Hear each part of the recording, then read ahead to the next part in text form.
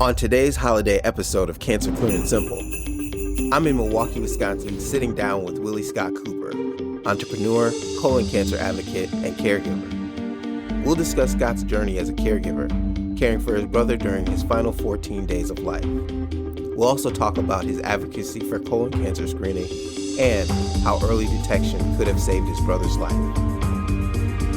This is Cancer Clear and Simple.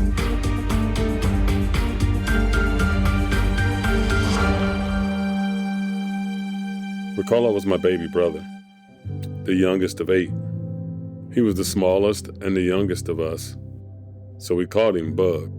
We called him that for so long that even our children grew up calling him Uncle Bug. There was a time when Bug was being young and getting into things. My dad pulled me to the side and he said, "You're your brother's keeper. If something goes left, I'm going to expect you to make it right with him."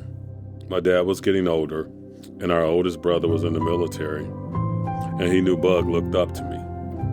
Bug became like my son. He was surrounded by family at every stage of his life, guided, protected, and loved by us all. It took a village to help raise him, and it took that same village to care for him in the end.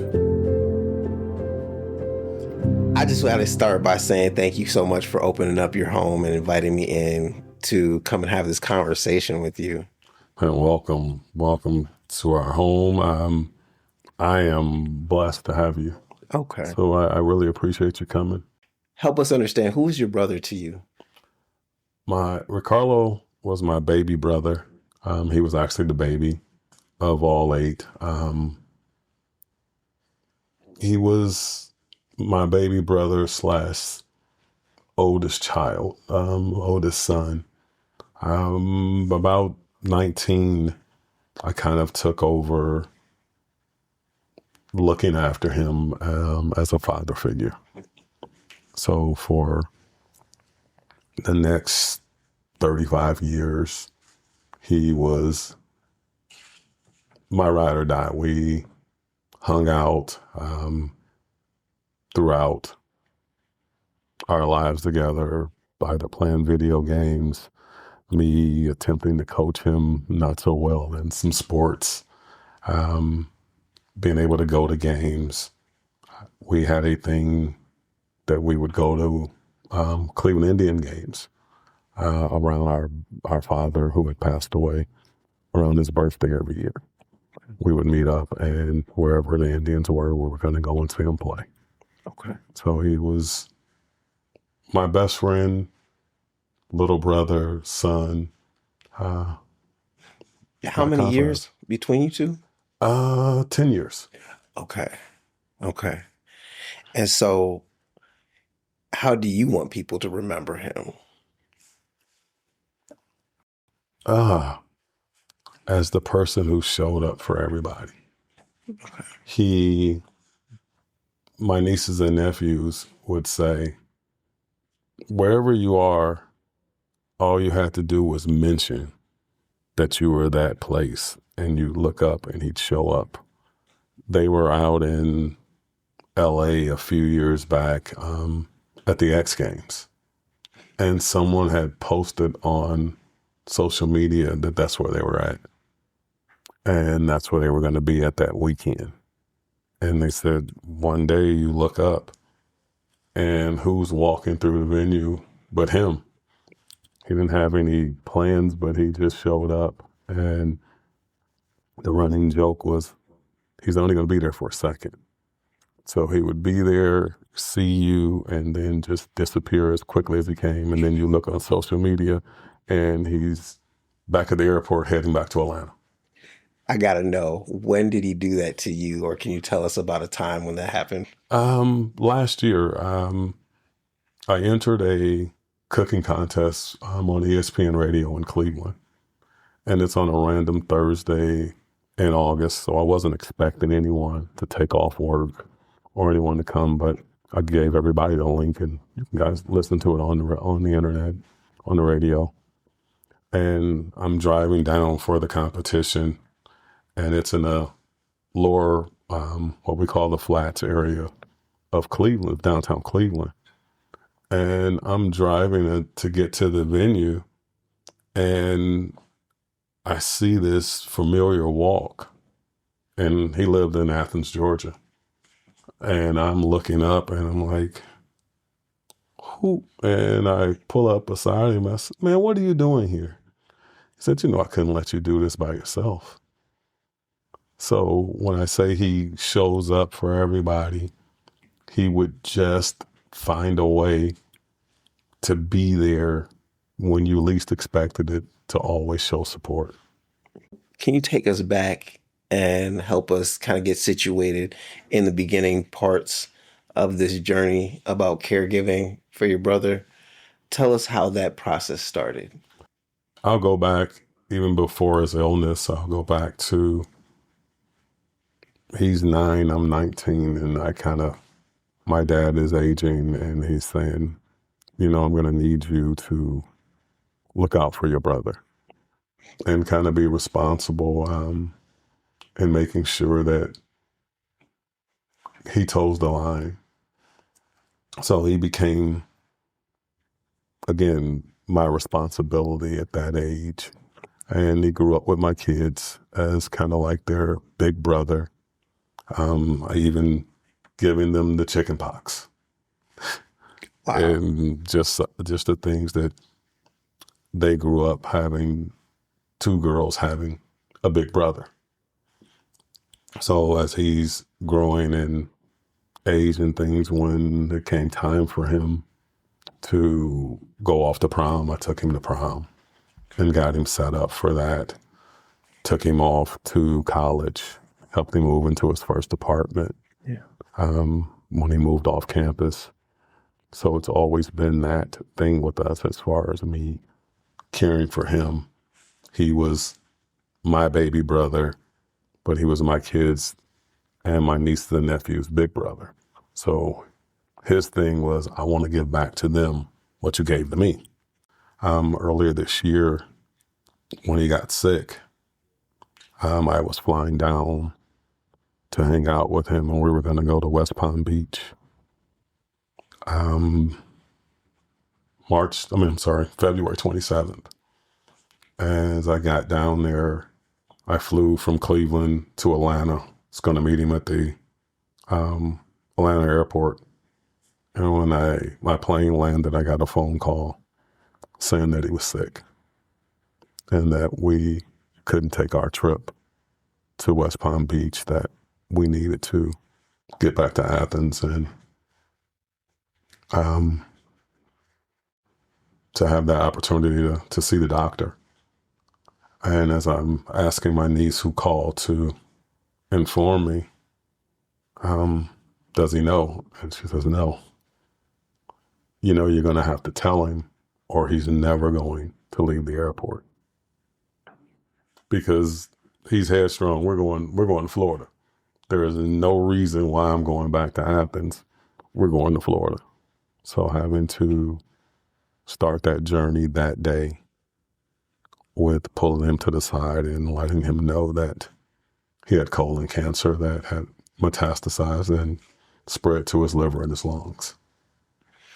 Can you just take us through that line of communication a little bit more between your sister finding out and her telling you that you're going to have to tell him? Yeah.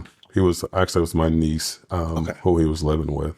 Okay. And she was helping him through. He didn't go to the doctor without someone going with him. Not that he wasn't capable, but he always wanted someone to help with that. And my niece, Precious, was that person who was helping him through that. She had taken him to the doctor the day before, and they had done some scans and different things, just again, routine follow-ups. And it came back when she read the my chart. She read his my chart, and she noticed and contacted the doctor. And the doctor explained to her what her fear was, what she read. And as soon as I'm landing and turn my phone on, she's calling me.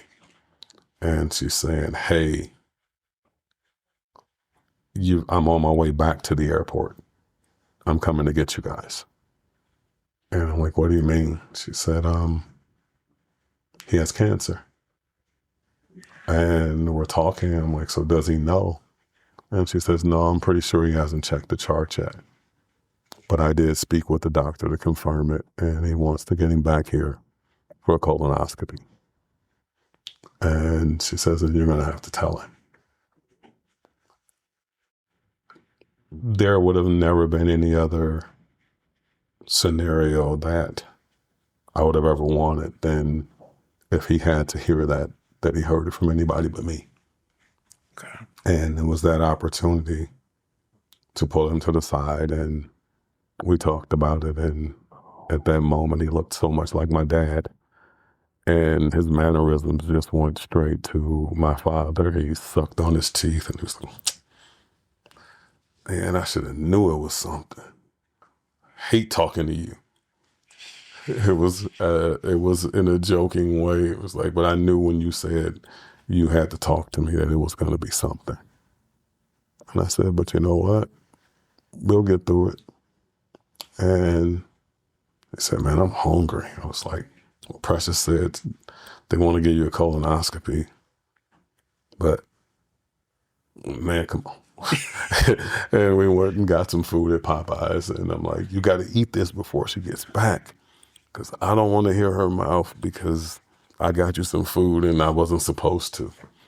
And that was a part of our thing, was always, I'm going to look out for him, but I'm going to probably indulge a little more on that because, again, that was my baby brother. Yeah. And I'm going to protect him, but let him have probably a little too much run sometimes. You're talking about how close you've been to him over the years and this particular trip. Can you let us into what it looked like as far as some things that were missed? He seemed to kind of allude to. Well, over the years, something. he had some stomach pain. And the thought was, it's an ulcer. It's an ulcer. Never really wanting to go to the doctor to confirm it. He gone and they said that they were looking at acid reflux and different things over the years. But I fear that he probably wasn't going. It was the fear of going to the hospital and actually getting diagnosed. He had a fear of needles all the way until the end, where holding his hand in order for them to be able to draw blood was a fear for him. So he really didn't want to go. No matter what the pain was, he would just suffer through it. But knowing that he had the stomach pains, I would always, "Man, you need to go and get checked out." I was like, "Go and find out what it is." I'm fine, man. It's just my stomach." And you could see him, he have his hand under his shirt, just rubbing his stomach. It's like, "Yeah, it's just burning. So you'd see him with Tums or something like that, thinking that was going to make it feel better. Just the general fear of going to the doctor in our community. The African-American male is distrusting of the medical community, and you will hear quickly a part of that mistrust is also a misunderstanding of the Tuskegee experiment, and we're quick to use that as the reason why I ain't going. No, because you see what they did then. And when it comes to the fear of cancer, is that old saying, well, they were doing just fine, so they cut them open, and then that cancer spread like wildfire. We have so many so much misinformation.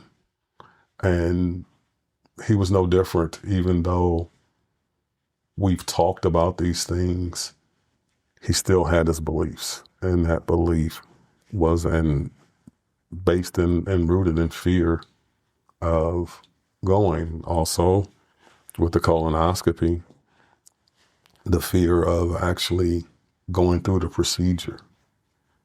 And it was one of the things that he spoke to me after being sick, and now we've got to go and you've got to have this procedure. He comes back with, man, if I knew it was this easy, I would have got one a long time ago. You talked about the fear and just how guys deal with things.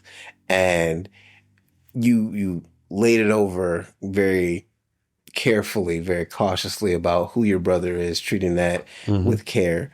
And so I just was relating because I know that I've had those conversations where it's the hesitation that I don't want to do that because can we just dig into that a little bit more as guys and hearing about probing and having to have things inserted in our bodies and things like that. There's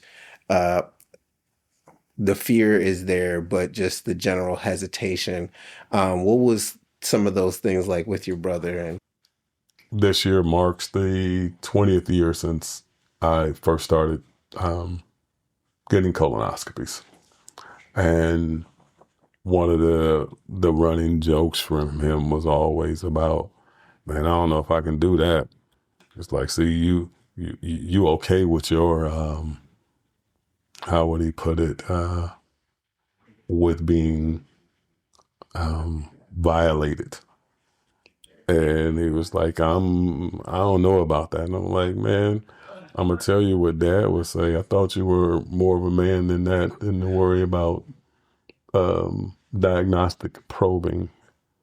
And we laughed, but he was like, man, I'm just not sure that I'm ready for that. I'm not old enough.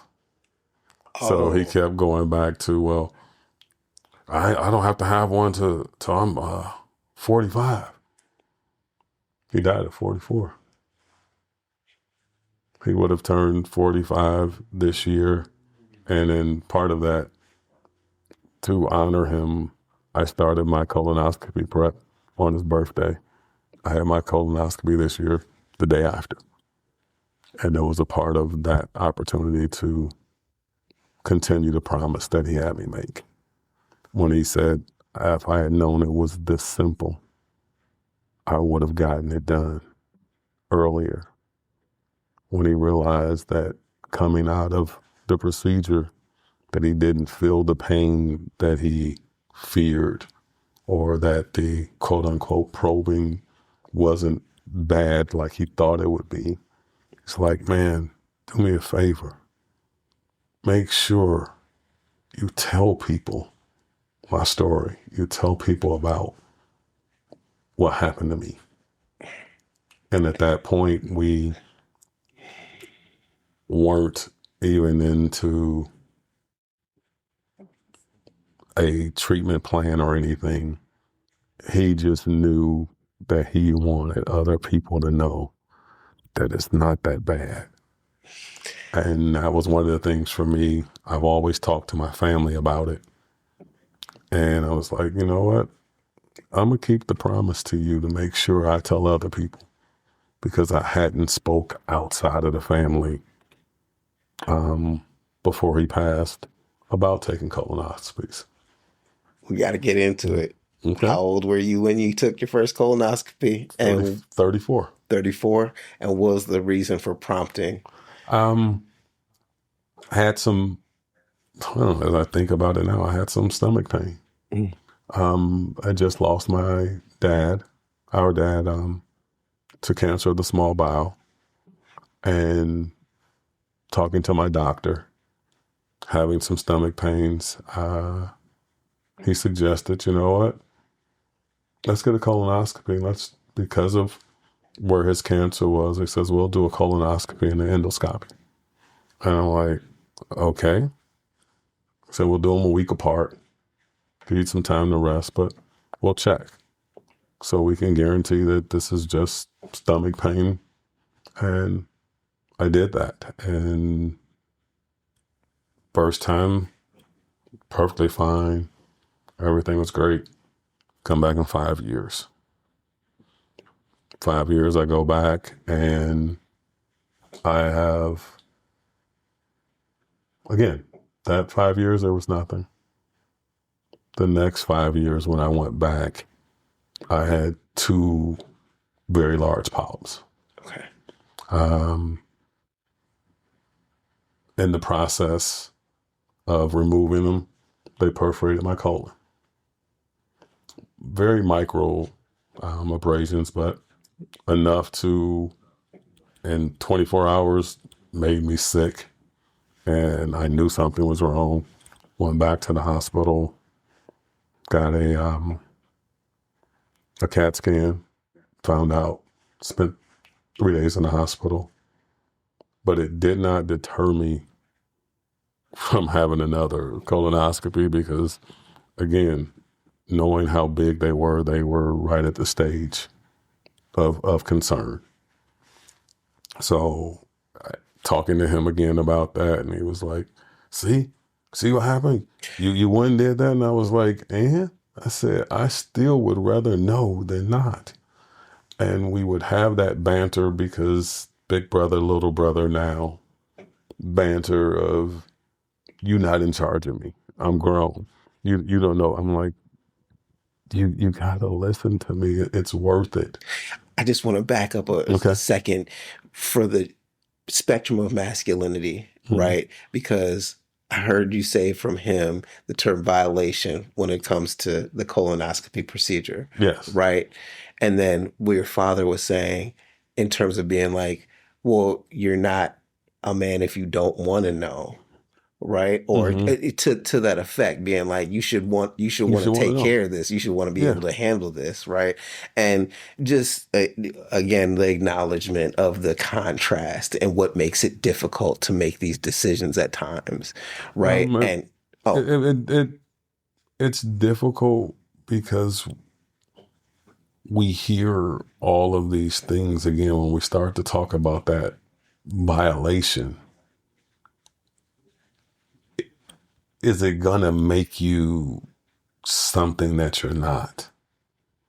And really trying to conquer that fear that I don't think is necessarily based right there. I think it's based in, I don't want to know. Because when I know, now I got to start to think about it. And I got to start to deal with it. And I understand that there is a mental part of diagnosis that gets overlooked. Because when you hear about it, the first thing you do when you hear you have cancer or any type of ailment is you think about the worst case scenario of the people that you know. Okay. So I know that people will hear about it, and the people who were close will probably think about my brother as one of the worst case scenarios. And they will tremble in fear over it instead of saying that the knowledge of knowing we can start to treat. Okay. But that fear, and then you couple it with, hey, that's a violation. No, nothing's supposed to go there.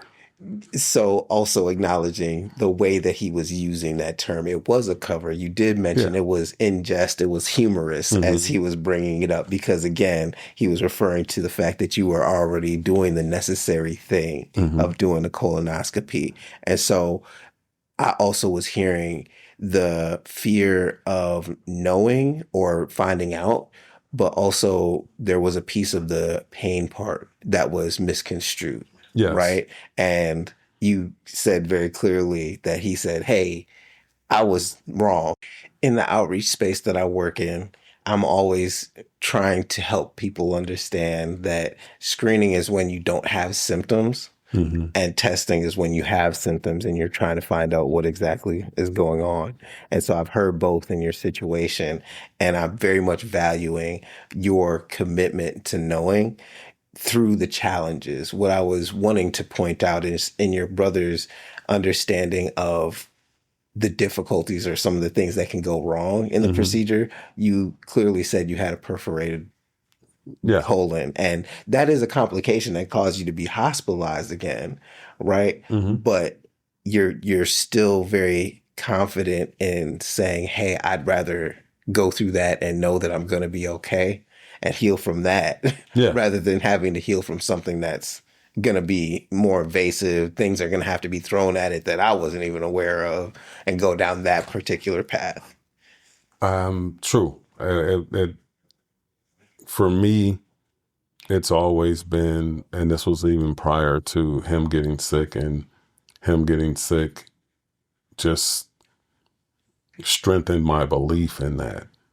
I would rather know and work at it from a standpoint of knowing and trying to heal than the waiting for it, something to happen and get too late in the process.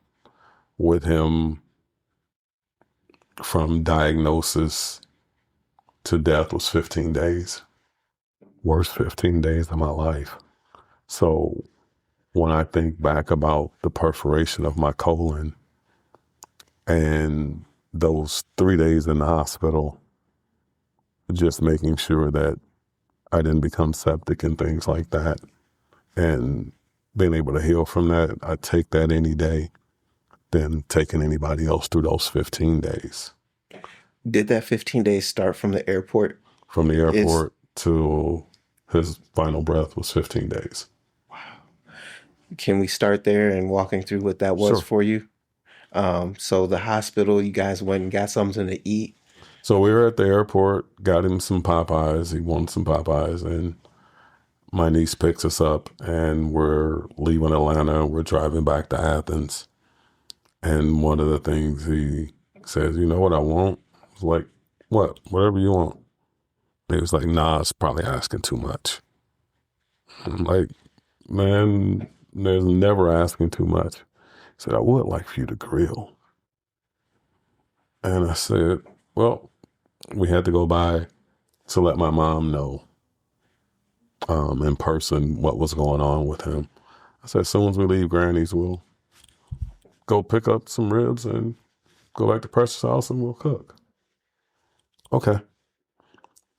So we do that and get back to the house, and he's in a lot of pain, but he's not really wanting to say much. And he's going back and forth upstairs as the evening went on. I'm going to lay on the couch, and he's going back and forth upstairs. He'd lay in the bed for 10 minutes. He'd come back down and lay on the couch. And I'm like, dude, you're in a lot of pain. We need to go to the hospital. And he's like, yeah, but man, I can't sit up in there like that. I said, well, I'm going to have to tell you, we'll call the ambulance. I said, they'll get us back into a room immediately if you go by ambulance. I said, and right now, I don't even want to put you in the car. And he agreed. And when he got there, when they actually got there, again, this person who's scared of needles allowed them to give him a shot of morphine. And that helped on the ride to the hospital. And as we're going to the hospital, we get there, it's probably 1 a.m. And sitting there waiting for them to try and get a room and going back and forth and trying to sleep in a chair and put my hands under my chin to hold my head up while I try to sleep in that chair, and almost falling out several times. And being there, he's like, man, you could just go ahead and go home, going back to Precious or over to Granny's, and come back in the morning. I'm like, nah, I'll wait. And I end up staying the night and then swapping out with my sister in the morning. And that's where our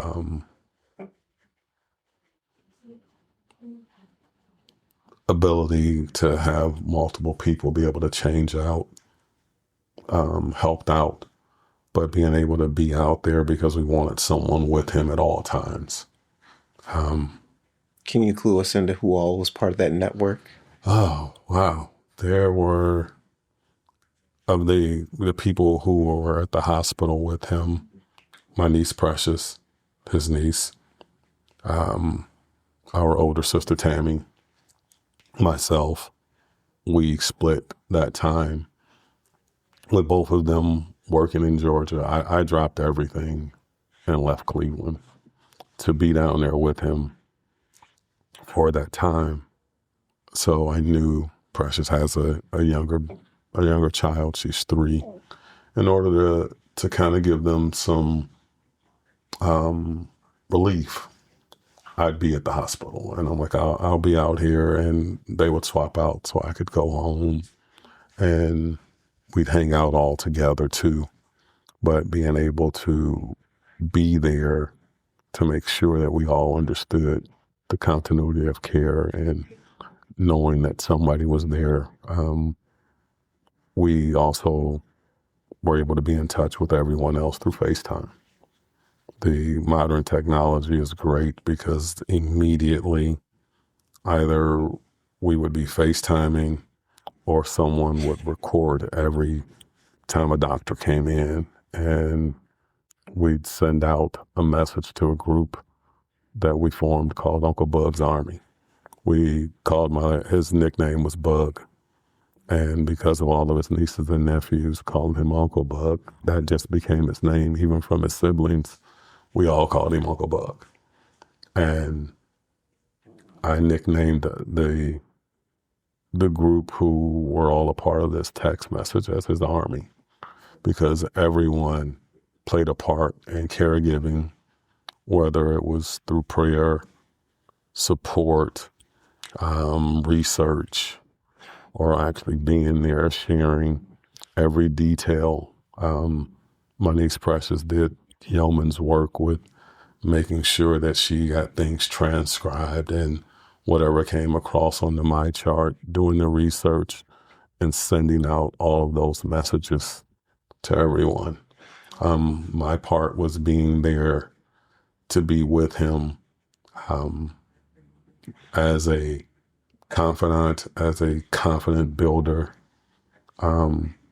just as that big brother who is going to be there to be that strength for him, that I've always been that protector. Yeah. I'm feeling a lot of that energy in terms of what you would be able to provide as a younger brother myself, and just thinking about how it would feel for an older brother to be there for me is what you're saying makes a lot of sense. And you're talking about a lot of very key things that caregivers do as a network. And we've talked a little bit about caregiving on the podcast recently, but with your situation, what are some of the other things that you had to let go of to step in? Because I'm trying to follow the story of we were supposed to be going on vacation, so there was a little bit of time that was expected, and then all of a sudden you had to shift. I left to go to vacation, but I walked away from work. I put in for FMLA, but FMLA doesn't cover a sibling. It only covers a child or a parent or a spouse. So it didn't cover it, and I made it clear. I've had 20 jobs in my life. I only have 3 brothers. And he means more to me than this job if it can't hold and wait for me. I'm gonna go. And I never once thought of looking back. Being there with him was the most important thing going at that time for me. Okay. I spent, of those 15 days, I spent the first 7 days there, and I flew home because I'm like, I'm going to go broke if my car stays at the airport any longer. Mm-hmm. So I flew back to get my car out of the airport parking lot.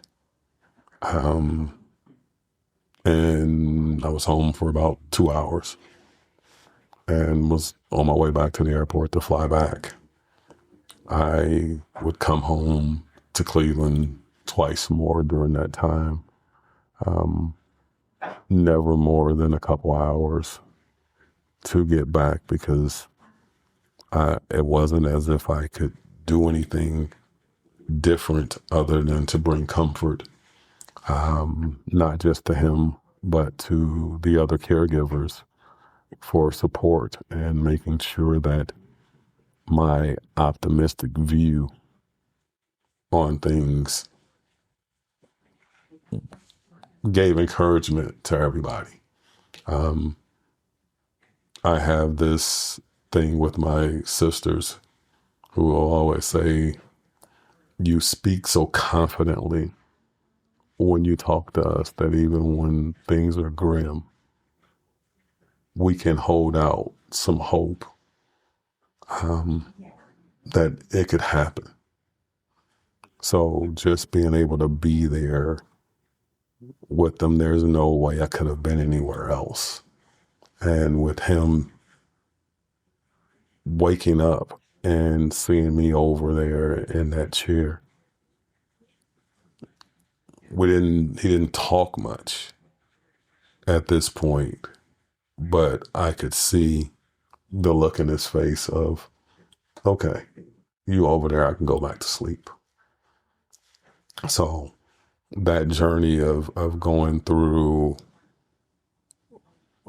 we happened to have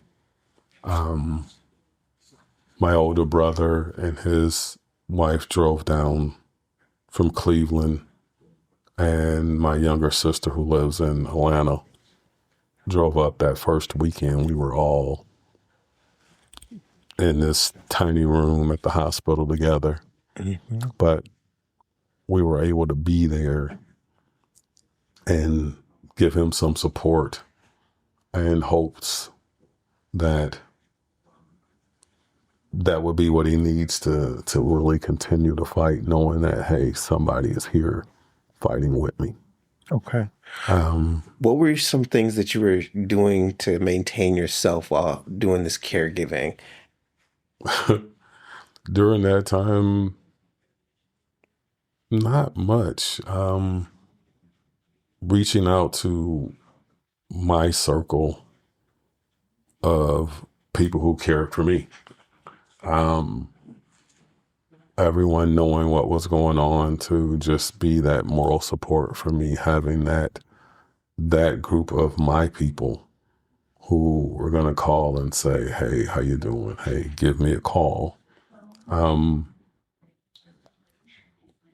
gentleman that I worked with,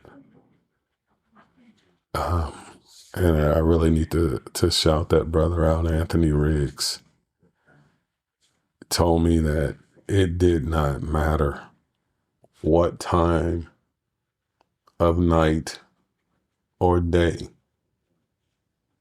Call me if you need me. Trust me, I'm gonna answer and I'll be there. And it was mind blowing. I'm on the way to the hospital, 4:00 in the morning, and things weren't going great that particular day. And when I called, he answered on the first ring. And he was there, talked me through on my drive to the hospital. Doesn't know my brother from anything. And really just met me. But the bond of brotherhood was just that, hey, guy, I got you. Just I'm a telephone call away. My heart is smiling so big right now because of the reality that you just told about caregivers needing caregivers. Yes. Right. And in the last couple episodes, I was only new to ask this question about how are you maintaining yourself, because that's what I heard that was needing to be understood. Mm-hmm. But what you just outlined, makes a whole lot of sense. And I'm really grateful to hear that Anthony, right, was able to answer the phone, but knowing that Anthony knew themselves and knows themselves enough to be able to trust and give you that bridge to walk across. It was amazing because I'm not one to ask for help. And I'm thinking about we're talking about masculinity and everything like that. Yeah. I'm feeling I can admit I'm toxic in that way. I would rather deal with it myself, but I will be there for you. Okay. But I won't ask. Okay. And for fear that someone might not be there. And it was a leap of faith because I was going through, again, the worst 15 days of my life, that I'm like, all right, I'm going to call this guy and see. And first ring, it's 4:00 in the morning, and it's as if he's awake, just waiting on my call, and he doesn't know that I'm going to call. And being there to offer that support for me while I'm giving support was everything. Okay. From a male perspective, it was everything needed because I have people that I could call that are going through this with me. And I don't want to make things worse for them because I'm having a moment of uncertainty. Yeah. I am supposed to be this one that's supporting everybody else. Okay. So to have someone say, hey, bro, I got you. Just put me to the test. And these are his actual words. He says, put me to the test. I promise you, I'll be there. And true enough. It was, yeah. I can't say enough about it. Yeah. Yeah. And again, through this process, a lot of people have been there to help and be support. But I single that out because he's the first person that I actually reached out to that didn't have any skin in the game, who just said, I'll be there for you to support you because we know each other. Okay. And I got you. Okay. Everybody else, we all had a common denominator in there, and that was my brother. We didn't have that. And everybody should get an opportunity to experience that kind of love, to have someone care enough to be unselfish during that moment and say, I got you. Yeah. And really be there in a time of need. He'll never know how important that was. Maybe if he tunes in. Maybe if he tunes in. I would like that. And I'm going to make sure that he gets a link to this because I want him to know. I think he should have his flowers. An interesting parallel that I'm noticing is that when you said you're there for people, but you don't want to ask, do you realize you said that about your brother? Yeah. And it's a beautiful thing that I'm hearing. And I just want to lift it up, the power and what it meant, because you brought it back around as well. The person that your family saw as that center hub was incapacitated, who is there now to fill in that gap.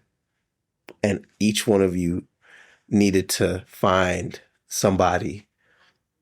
I'm just noticing that. But also, the moment when your brother did make that ask, he said he wanted you to grill. He thought that would be too big. Yeah. And I would like to dive into that part of. You know, and I didn't understand why, because whenever I go to Georgia, I'm going to always grill.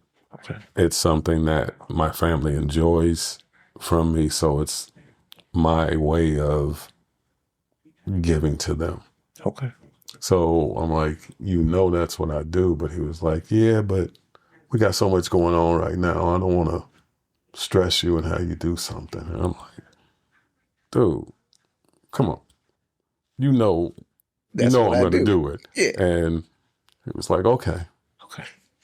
And to be able to get down there and do it, it's something that I had leaned on him 10 years earlier when we had a niece graduate from Ball State.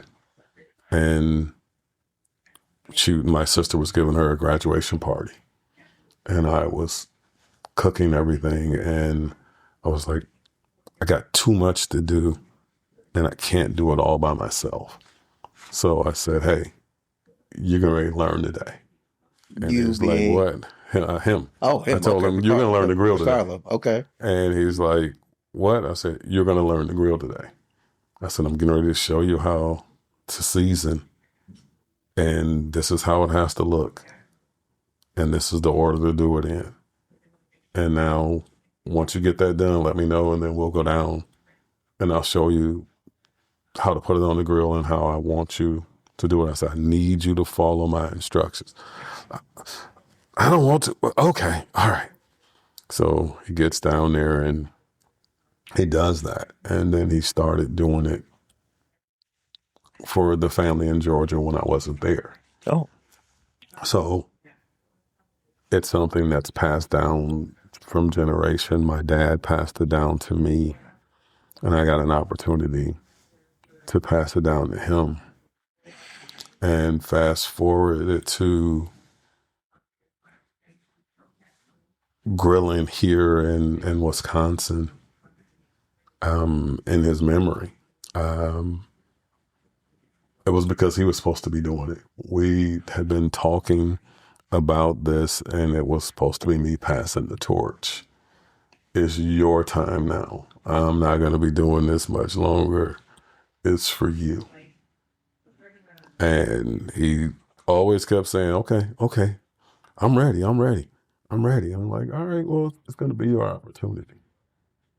And being able to do it that one last time for him, not thinking it was the last time, just thinking, hey, he said he'll eat. I'm going to do whatever it takes to make sure he gets a chance to eat. And he ate a little bit that night. And appetite just started to wane. Although we did joke about it, he enjoyed hospital food. Trust me, the most mind-blowing thing, he would eat the hospital food. And it was like, it's not bad. I'm like, no, hospital food's not good. But he would, during that time, he actually enjoyed the hospital food. Okay. So, but take us a little bit back in terms of your start to the competitive grilling scene. So he passed away in March. We had his funeral service, his memorial service in April. And I moved here to Milwaukee in May. And as I was getting situated, my sister who lives here, Cynthia, said to me, hey, there's a grilling competition in Wauwatosa in June. I signed you up. And I'm like, what? She said, you remember Bug being with you last year, I think it'd be pretty cool if you do that in his memory. And I'm sitting there, I'm like, what? She was like, he said that you should enter that competition in Cleveland this summer, so you should do it. And she gives me the link to it. It was for Heartfest in Wauwatosa, and I'm like, okay. So I agree to do this. I was good with it all the way up until 2 days before. 2 days before, I backed out in my own head. I was like, I'm not doing that. I'm trying to find a reason not to do it. Okay. And I'm like, I'm not going to do it. I'm not going to do it. He's not here. I'm not really feeling it. And I bought all of this stuff and I'm ready to do it. And I'm like, you know what? I can't back out. But leading into it, I said, if I'm going to do it, I got to make it about something. It can't just be about grilling. I'm ultra competitive, but if it's going to be about him, I need it to be me keeping my promise. And that promise was to keep his memory alive and to bring awareness to colon cancer. So I went out and I got posters made about colon cancer awareness. I got literature together to pass out. I got web links and things to be able to give to people about screening, and created the group. My team is Uncle Bug's Army. Team Cancer Sucks. And I said, I'm going to plaster his face all over the tables and everything with this colon cancer awareness, because you know what? People are going to come by and they're going to taste the food. And you're not going to just get food without getting a message. And that has become my thing. No matter win, lose, or draw, I win every time I get a chance to talk to somebody. And I found in that first competition that people were so receptive to hearing my message that it really blew me away. And I'm like, I'm really good with this. And my brother belonged to a fraternity, and his line number was 2.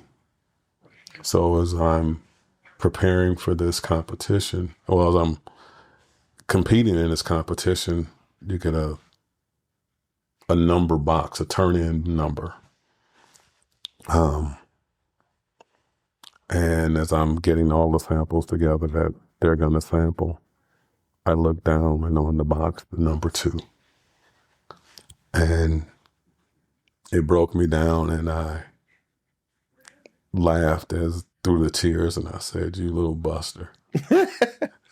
You did not have to show up right now. I said, now I cannot see as I'm trying to walk this food up because I know you're here with me. Yeah. I had a T-shirt I had made with his face, and instead of putting it on the front, I put it on my back because I knew he always supported me no matter what I did. So I knew he was there. But to fill that with the number 2, I was like, okay. And now here comes the moment of truth. Is anybody going to really like what I did? So we head up to the stage for the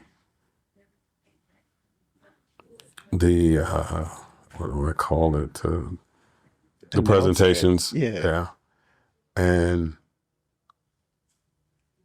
I'm not confident. Didn't really like how some things looked. And it was just an overwhelming day. So I'm sitting there and I'm nervous as I'm standing on stage. And when they called out the number 3 team, I'm like, oh, okay. I didn't come in third. Ooh. All these other people had competed in this competition before, and I'm the only new person here. Oh. So I'm like, if I didn't come in third, I have a team of people who showed up for me that are family. And now I'm sweating because I'm like, if I don't win anything, I'm like, these people took time out of a Saturday. They've been here all day with me. This is going to be embarrassing. Okay. And to hear that name called second was mind blowing. And I couldn't hear anything else after they called the name, and I'm trying to walk forward. They told us all to avoid this particular area with all of the wires and everything. And I walked straight into it because I can't believe that I came in second. And then to come back and again, come in third in that same competition in the People's Choice was just mind blowing. And it's like, okay, that's great. I accomplished something, but I won because people were listening. People saw what I was about, and it's not about the food. It was about colon cancer. And a couple of the guys who were in that competition who didn't win invited me or told me about another competition for Labor Day weekend. And I was like, okay, I'm gonna do that one. And getting a chance to do that one really gave me more time to prepare for the outreach part. And it was a bigger competition at Southridge. Didn't come in the money, as they would say, in first, second, or third. But I walked away feeling so much better because, again, I got a chance to interact with probably 75 to 100 people who took literature. Oh, okay. Who I had people sitting there saying, oh, he's going to go get a test. And taking them there, do you mind if I take one of these? I'm like, that's what they're here for. And people coming up and some survivors coming up and sharing their stories and making sure that they let me know that they appreciated what we were doing. A few people came by and showed me tattoos that they have for colon cancer survivors. So having that opportunity to compete is great. I love competition. We are a competitive family. Me and my brother competed in anything. We would probably compete in walking from one end of the room to the other if that was something that we could do. How do you respond to people when you tell them that your success is not based on winning the Well, when I tell people that the first look, so you don't want to win? I was like, oh, no, I want to win. Okay. But let me tell you that I could come in first. I could hit the Powerball. And none of it would mean as much to me as knowing that I saved one family from having to go through those 15 days, nothing in the world could bring me more joy than knowing that my conversation sparked one person to go get a colonoscopy and to have a fighting chance, because I firmly believe that we don't have to die from this. Right. So being able to spread that awareness, literally, it gives me a high, something that you may not believe when I tell you this, because most people in my life don't believe. I'm painfully shy. But there are times in life that I can stand up and be able to speak on things. If I believe in it, I can stand on it. And this I believe in, and I will stand on, because it makes a difference. And I don't have to know the family. I don't have to know the person. But knowing that what I'm doing makes a difference means more to me than winning. And trust me, I am a person that likes to collect trophies, and I love that. I mean, being able to cook is a badge of honor for me, but being able to do this is more important. You have laid things out in a very clear way, and your willingness to put yourself out there to save somebody else pain from that you had to experience is honorable in the best ways. So I commend you for doing that. The work that I do, I'm right there with you in terms of handing out information, but I don't have something delicious usually to supplement the information to help it resonate and potentially digest a bit better. So I just know that what you're sharing and what you're doing, your effort, it's landing, it's sticking. Hearing people say that they're going to go get screened is phenomenal. It brings tears to my eyes every time I hear somebody. In my line of work, I do environmental health and safety. So a part of my spiel it's every week to my crew is always, you have health insurance. Okay. Go use it. Yeah. Don't sit here and tell me that you don't feel well and you won't go get checked out, whether it be a colonoscopy, whether, again, with the males, prostate, females, mammograms, whatever it is that we can do, we should be doing it to take care of ourselves. So it's my soapbox. I stand on it, and I will continue to stand on it as I speak. As I live and breathe, I'm going to continue to make sure that I give that information out, because it's just that important to me. And the bottom line is, my little brother didn't die in vain. And that means so much to me.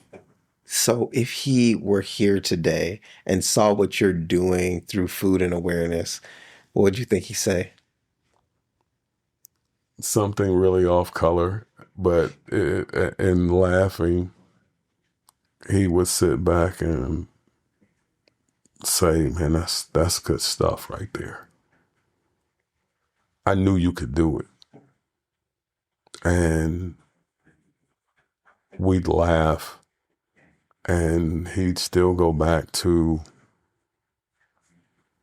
the violation part and say to me, why didn't you stress that more?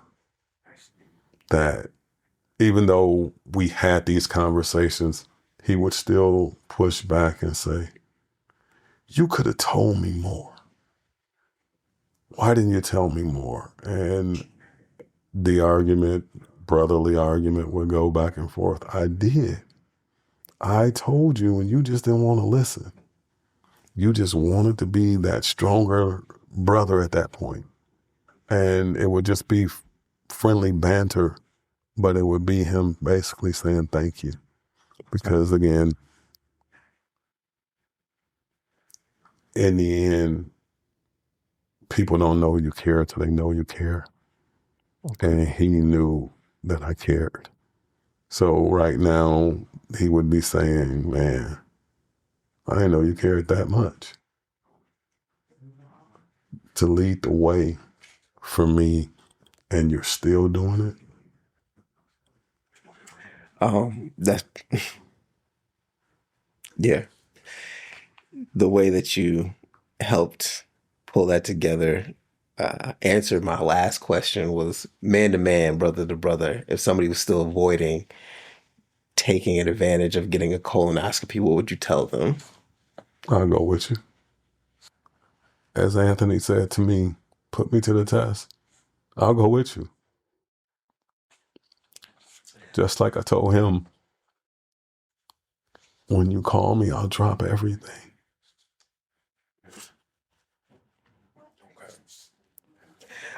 Well, I can't say anything but a huge thank you. Thank you for allowing me the opportunity to share this platform and be able to get this out and allow me to keep that memory alive. You're very welcome. And to have this conversation with you means so much because it's an opportunity for our community to see two brothers talk about something so important and get that awareness out and let them know that we can talk about something other than sports. And it be a good conversation. And I appreciate everything that you're doing with bringing awareness.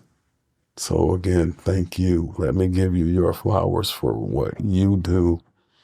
It's so important to see someone that looks like me that's out spreading that word. Okay. Well. Hey, I have something for you. Oh, you have something for me? Yes. Got up this morning and I knew you were coming. So I wanted to prepare something for you that I do for my competition. So give me 1 second. Oh my I'd like gosh. for you to try this. Try it. I also have a line of seasoning and sauce that's on there that I would like to give to you. And thank you, sir, for all that you do. Razzle Dazzle seasoning. Scott's 4-pepper blend. I'm very excited and I am going to take a bite because I want to feel everything that the competition space had to offer.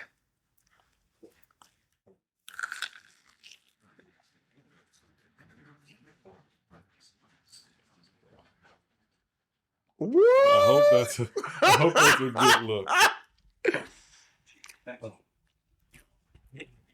I hope that's a good bite there for you, sir. A good bite, man. Hold on. No, once again, this is such a treat. Thank you so much. And let's find other ways to connect. As I reflect on this holiday season, I'm reminded of the power of caregiving, the importance of early screening, and the impact one voice can have. Bug, this one's for you. Scott Cooper's story honors his brother's life and serves as a reminder that his awareness, education, and action can save lives. Thank you all. I love you.